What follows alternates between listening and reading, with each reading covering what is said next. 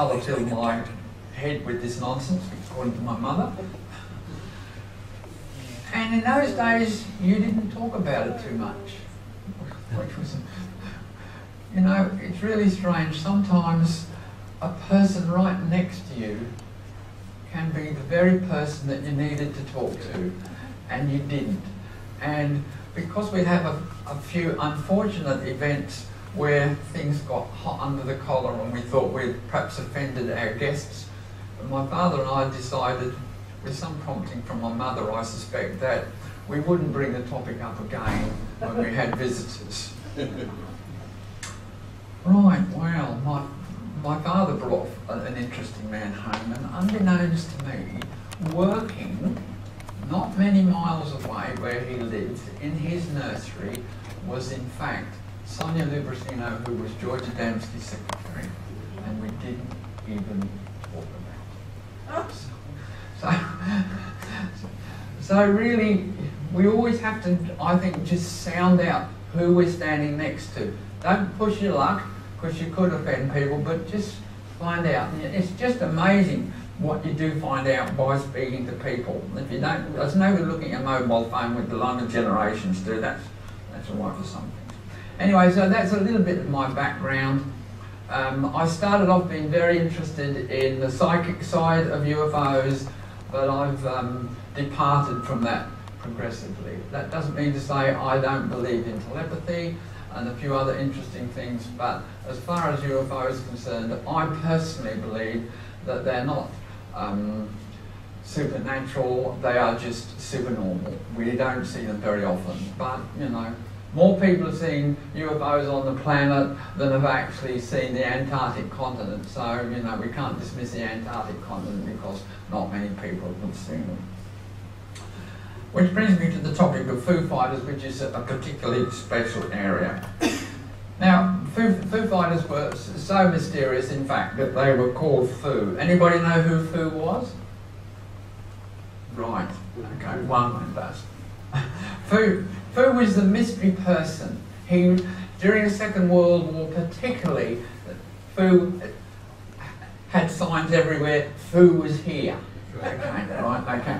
Now, for those of you interested, a brief outline of my speech is available here on printout, so you can take them home, and there's pictures of Chad, who was Foo in England, okay. So, when these mysterious Foo Fighters appeared, everyone sort of said, oh, well, it's Foo, you know, because everyone knew who Foo was in those days. Now, of course, it was very difficult for people to accept Foo Fighters because they were more mysterious than UFOs, given especially that they were so small in most cases.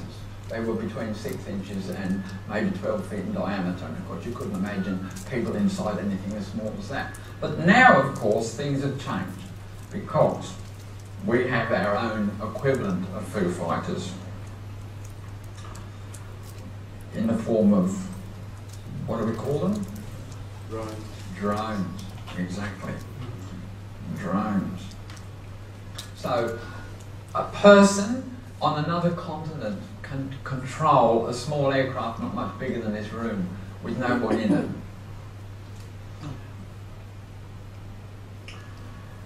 The Second World War, everybody thought that the Foo Fighters belonged to the Germans, and the Germans thought they belonged to the English, and the Japanese weren't sure who owned them, but everyone was accusing everyone else of owning these things, okay? They did not interact. They were only observed. They were small, fast-moving, highly manoeuvrable, silent, and described as under intelligent controls. The people that were observing them in the planes, in the fighter planes, in the bomber planes, had this feeling that they were under surveillance. And that's indeed what we understand it was all about. Okay. The people on Earth need to be kept on the line, don't they? Can't be trusted. Of course, compared to our drones are expensive, clumsy, often used for war purposes. When we're talking about money, don't think millions, think billions, okay? There's always plenty of money for sport and war, isn't there? Courtesy of our taxes. A very illuminating and detailed description of Foo Fighters, sometimes in those earlier UFO days called Flying Eyes, is to be found in George Adamski's book Inside the Spaceships, Chapter 9, The Laboratory. Brief extracts I'll read, only brief, okay. He's inside the laboratory ship, a huge ship. Never have I seen anything like this room, packed with the most amazing array of instruments imaginable. Now, to my great excitement, I saw here 12 small discs lined up in rows on opposite sides of the ship. They were about 3 feet in diameter, about 9 meters of shiny, smooth material and shaped rather like 2 hollow plates or hubcaps, turned upside down and joined at the rims. Okay. So we're not here dealing with speculation. This is what he claims he saw. I learned, however,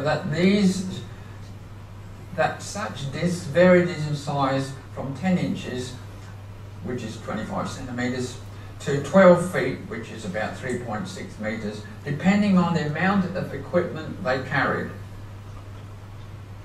In addition to the functions I have listed, they could also be disintegrated as if out of control and in danger of falling to Earth, either by a kind of explosion. That might explain things like New Guinea explosion and a few other times when there are explosions, okay?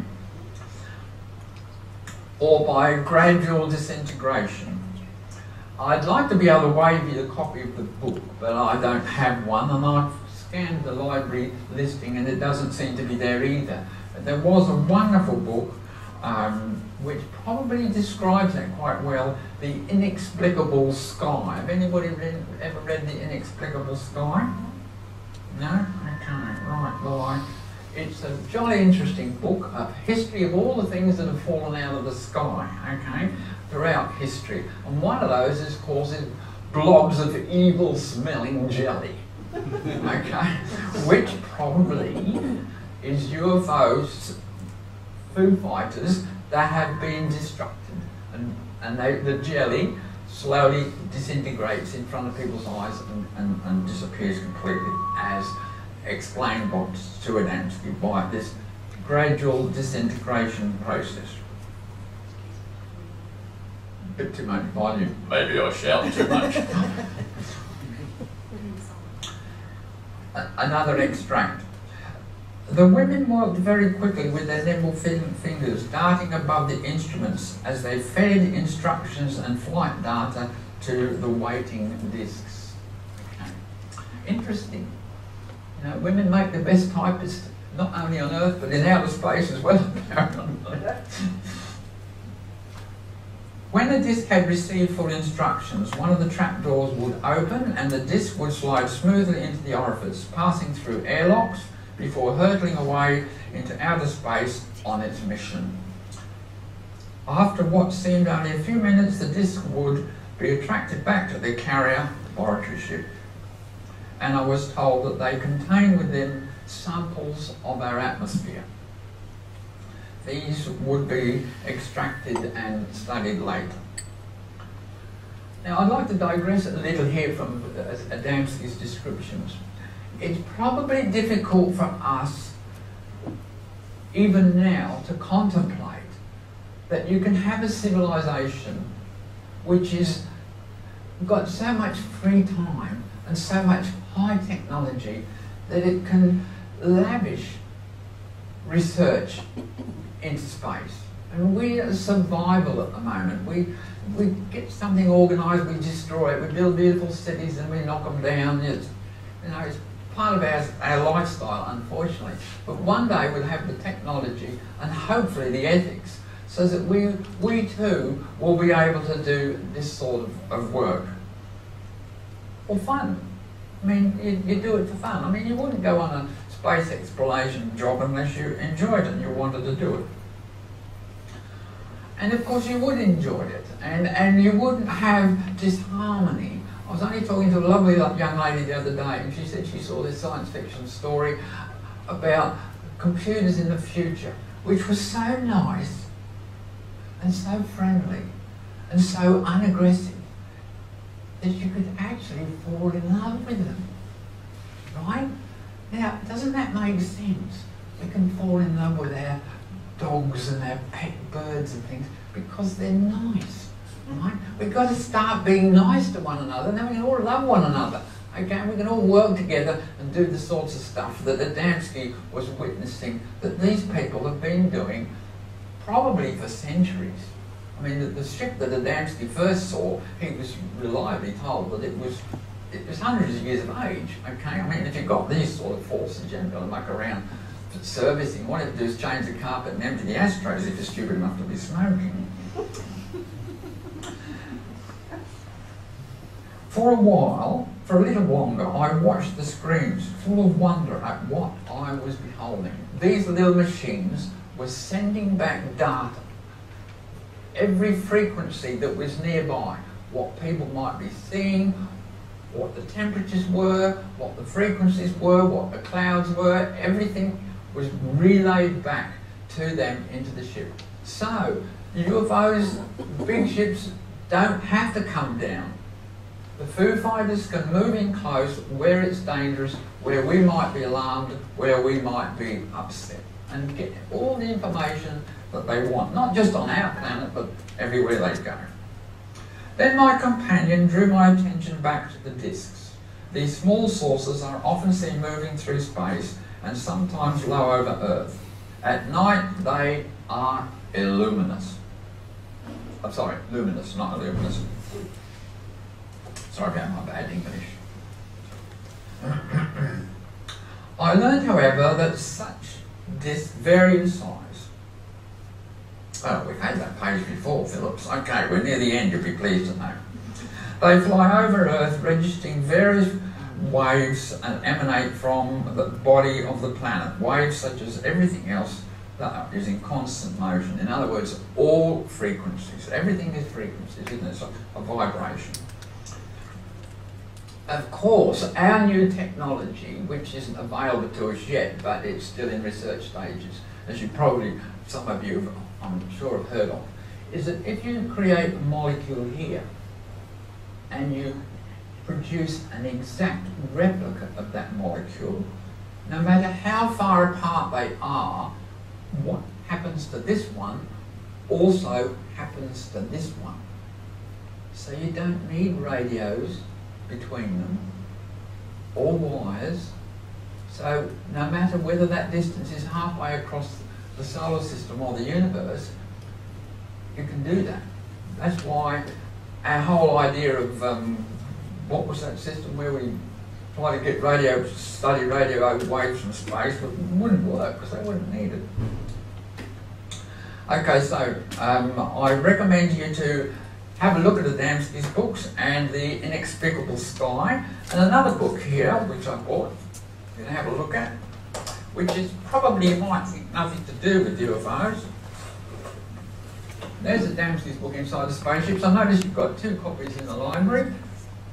And another book called Engines of Creation. Anybody read Engines of Creation? Right, well, it's a pretty old copy here. I think I've had it for about 15 years or something. By Eric Dressler.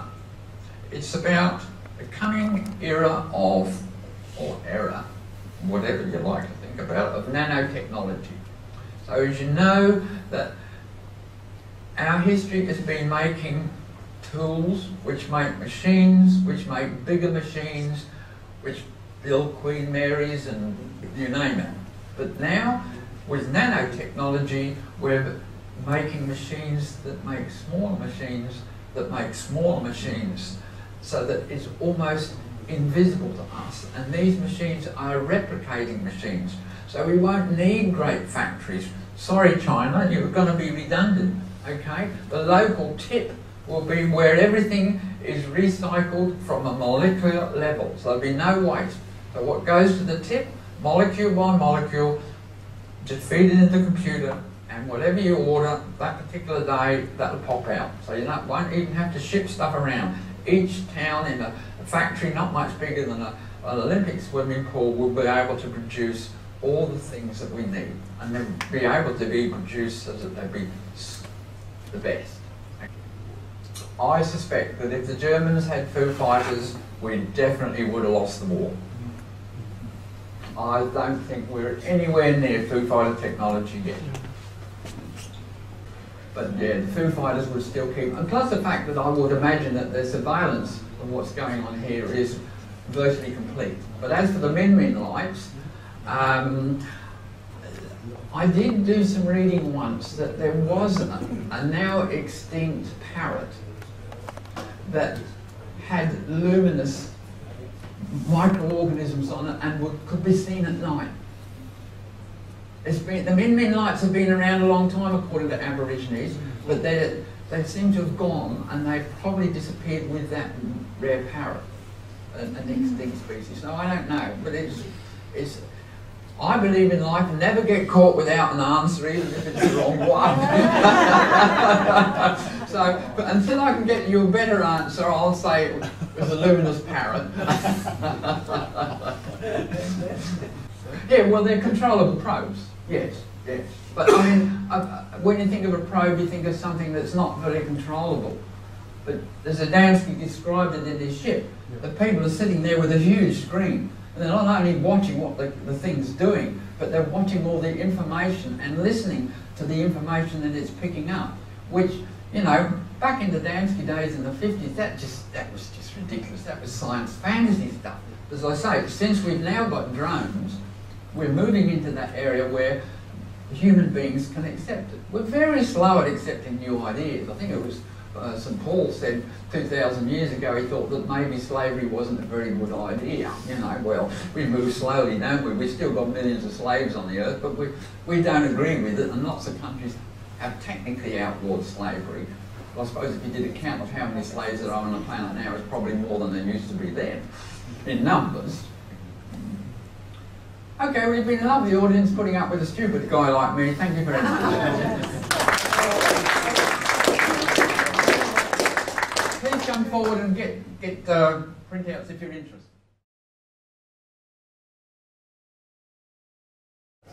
Well, like Colin, I remember as a little girl seeing who was here on the walls of buildings in Queensland, in Brisbane, walking along with my grandmother.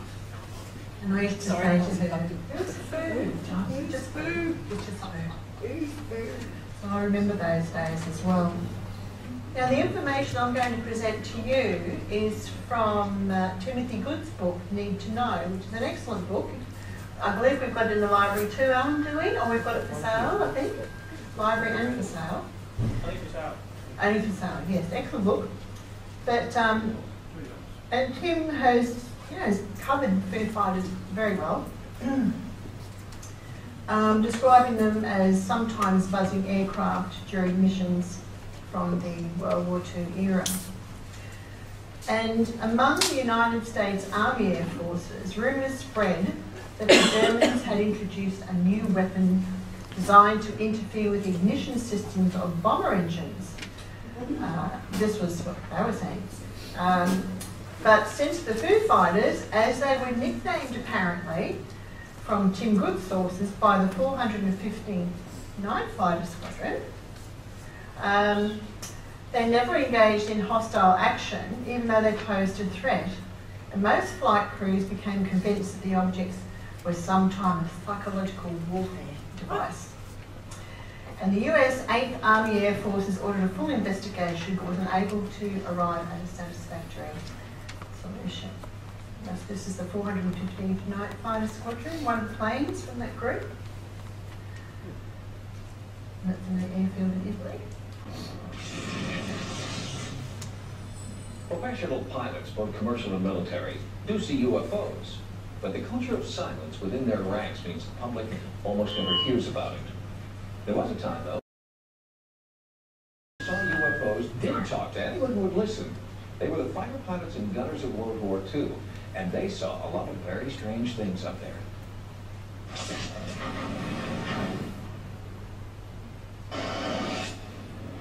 World War II was the first great air war. Weapons of mass destruction were airborne, and technology was moving forward at an unprecedented rate. Axis and Allied powers were constantly on alert for the latest secret weapon. Germany had the B-1 rocket. England had advanced radar, an unblinking eye in the sky. And America was hard at work developing the ultimate weapon, the atomic bomb. And, says research scientist Richard Haynes, the belief that the other side could have developed just about anything may have concealed the largest mass UFO sighting in history.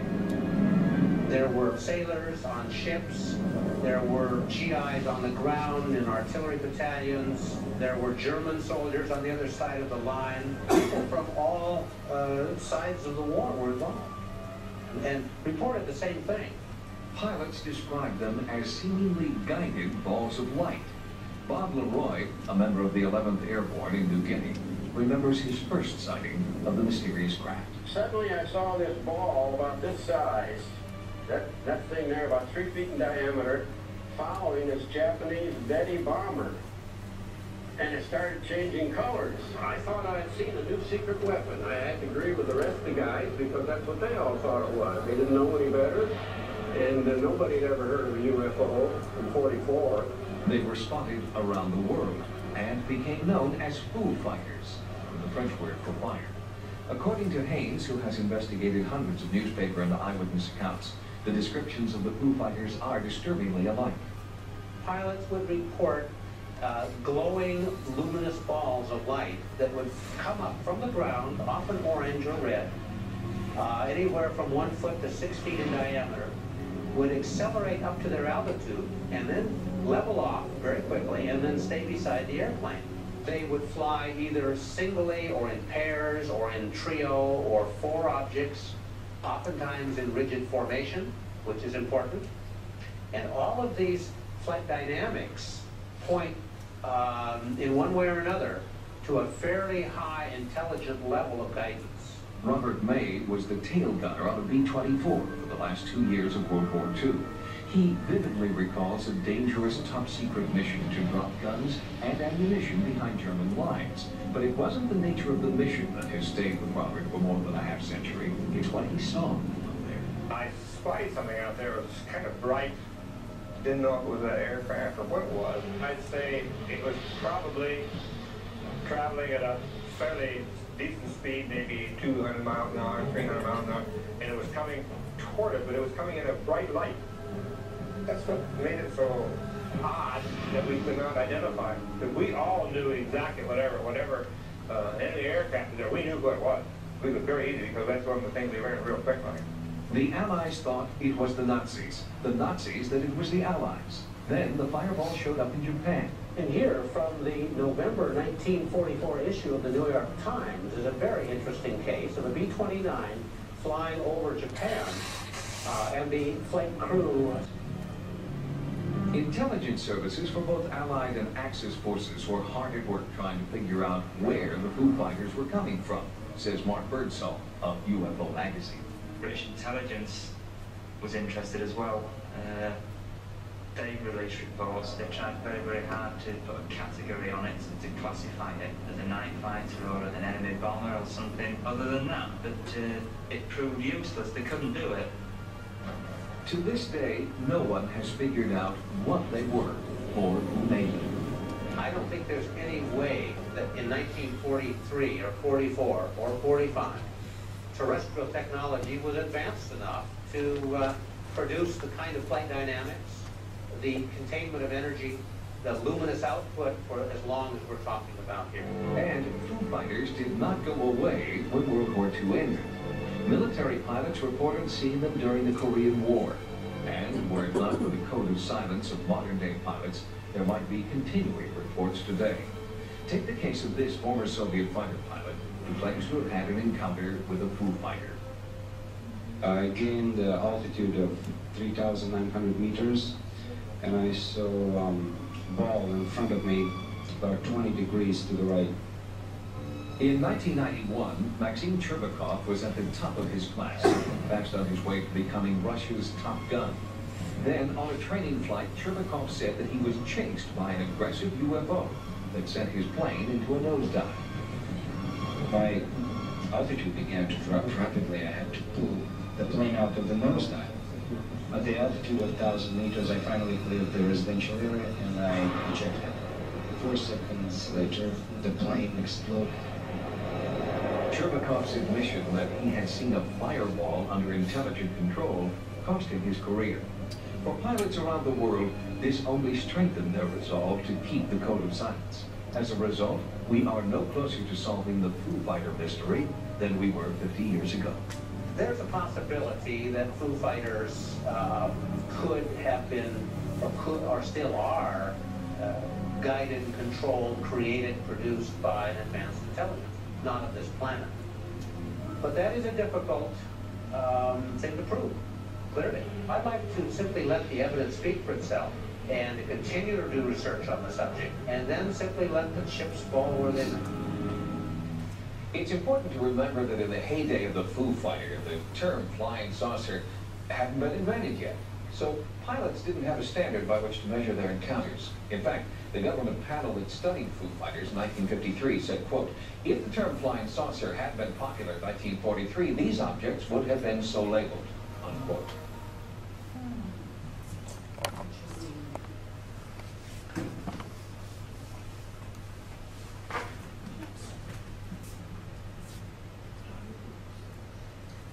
So I wanted to read out to you some reports by pilots of their experiences. And this one's from the 14th of May 1943. Occurred during a raid on Germany. United States Air Force 348th Group bombers reported a cluster of discs in the path of the formation near Schweinfurt at a time when no enemy aircraft were above the air intelligence, were above. And the air intelligence report continues and says, discs were described as silver coloured, 1 inch thick and 3 inches in diameter. And they were gliding slowly down in a very uniform cluster. The aircraft 026 was unable to avoid them, and his right wing went directly through a cluster and absolutely no effect on engines or the plane surface. One of the discs was heard striking tail assembly, but no explosion was observed. Also observed were 2 other aircraft flying through silver discs with no apparent damage. Now, America's Office of Strategic Services, the forerunner of the CIA, by the way, it was headed by Major General William Donovan, and he took an interest in such reports as these. But investigation by the OSS agents in Europe proved otherwise, and Donovan and his staff decided the Foo Fighters were unusual but harmless phenomena. And according to information disclosed to the respected investigator Jacques Vallée by a former engineer with US intelligence in Germany, the Americans were already aware by 1943 that unknown flying objects, specifically the Foo Fighters, could interfere at a distance with internal combustion engines. Very dangerous indeed. Investigators at the time suspected that electrostatic effects were the cause. Now, a secret investigation into the phenomenon was conducted in 1943 by the then National Bureau of Standards, and that was directed by Professor Hugh Dryden, a distinguished aerodynamicist. And in 1944, American planes returning to England from bombing missions over the continent were plagued repeatedly by engine cutouts. And the engines would suddenly become very rough, cutting in and out. This is one of the bombers at the time. Now, while sightings of Foo Fighters continued, other types of unusual phenomena also continued to be encountered during the war. W. Camel, a New Zealander who flew for more than 20 years as a pilot with the Royal New Zealand Air Force and the RAF, described an encounter in May 1943. And he says, I don't think I've got the right one there. Go back. I was a captain of a Lancaster bomber aircraft, and as we crossed the English Channel upon returning from a bombing raid over Germany, I and all of my crew saw what appeared to be a huge orange ball on or near the sea, 7,000 or 8,000 feet below us, and it appeared to be stationary as we observed it for about 10 minutes. And its light intensity was bright and it was constant. We decided that it was not an aircraft or ship on fire, since we could not see flames or changing reflections on the water. And after landing back at the base at Suffolk, we reported our sighting to the debriefing officer, who also had no idea of what we had seen.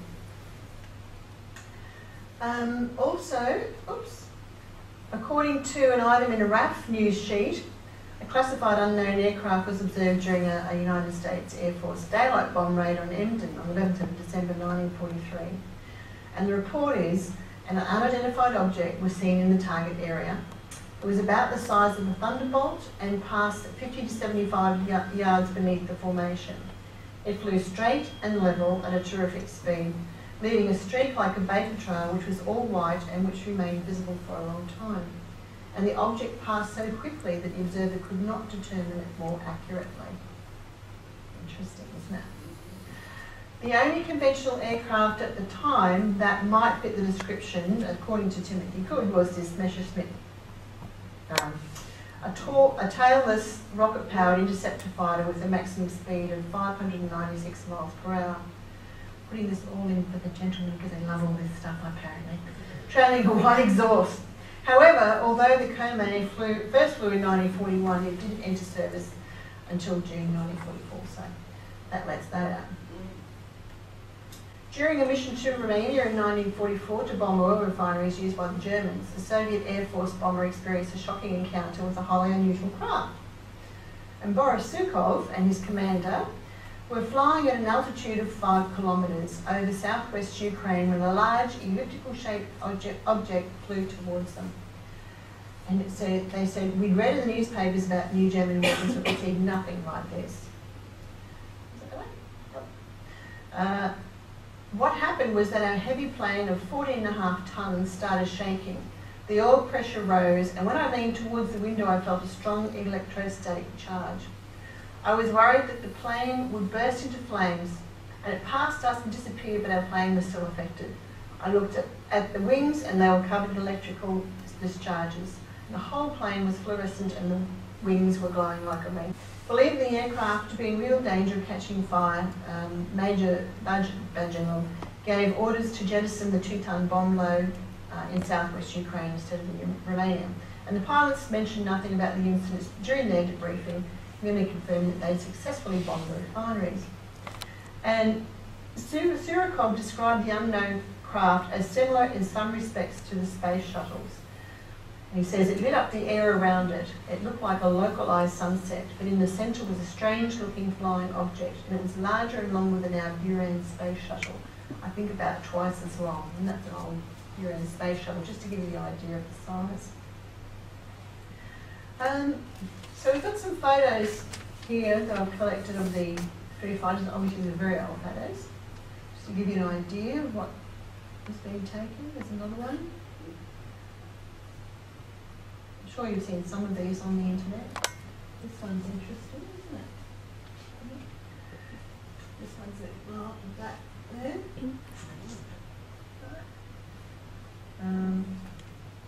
Another one.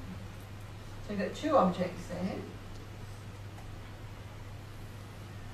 Some more as a cluster. Someone was talking about that before. Some more.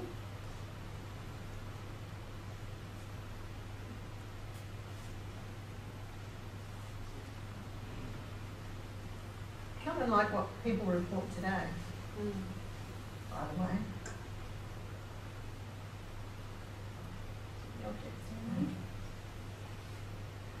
So here we've got the New York Times reporting from the Supreme Headquarters, the Allied Expeditionary Force, saying a new German weapon has made its appearance on the Western Air Front, and it was disclosed today. Airmen of the American Air Force report that they are encountering silver-coloured spheres in the air over German territory. And the spheres are encountered either singly or in clusters, and sometimes they're semi-translucent. Another report, the Germans have produced a secret weapon in keeping with the Christmas season. The new device, apparently an air defence weapon, resembles a huge glass balls that adorn the Christmas trees. There was no information available as to what holds them up like stars in the sky, what is in them, or what their purpose appears to be. So that's a report from 1944. Now I wanted to throw this one in because it's more modern, but it's not unlike a Foo Fighter. And I'm sure some of you are familiar with this particular one. I'm going to play the clip in a minute. This is of the Concorde in the test flight. Yep.